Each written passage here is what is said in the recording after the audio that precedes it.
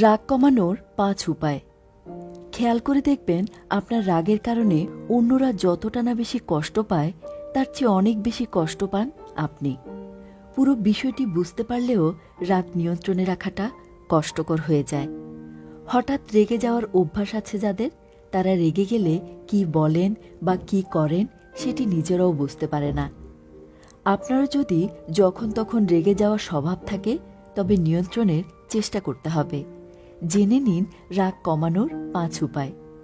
যদি কারো কোনো কথায় বা অন্য কোনো কারণে রেগে যান তবে তার সঙ্গে সরাসরি কথা বলুন। রাগ পুষে রাখবেন না বা তার পেছনে বহিঃপ্রকাশ করবেন না। রেগে যাওয়া মানেই যে ভাঙচুর, চিৎকার, চেঁচামেচি করতে হবে তা কিন্তু নয়। শান্তভাবে কথা বলেও রাগের প্রকাশ করা যায়।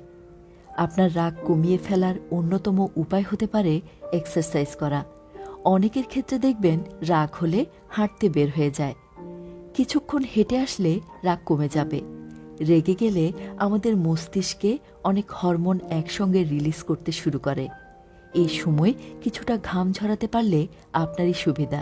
তাই রেগে গেলে এক্সারসাইজ করুন, এতে রাগ নিয়ন্ত্রণে চলে আসবে। রেগে গেছেন মানেই যা খুশি বলে দেবেন না।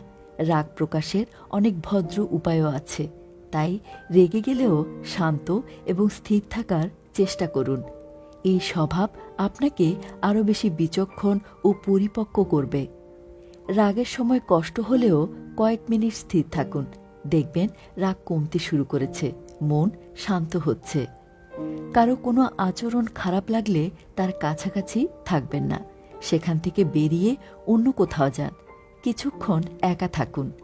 যে পরিস্থিতি সমস্যা আরও বাড়াতে পারে সেদিকে যাবেন না, বরং সেখান থেকে সরে গেলে যদি সব কিছু নিয়ন্ত্রণে আসে তবে তাই করুন।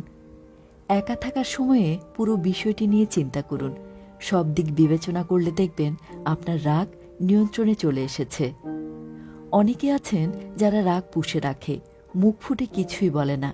এরপর একসময় সে রাগ ফুলে ফেপে বিশাল আকার ধারণ করে। তখন চাইলেও তা লুকিয়ে রাখা যায় না। তাই কার উপর রাগ হলে তা প্রকাশ করুন, তাকে বলুন কেন আপনি রাগ করেছেন।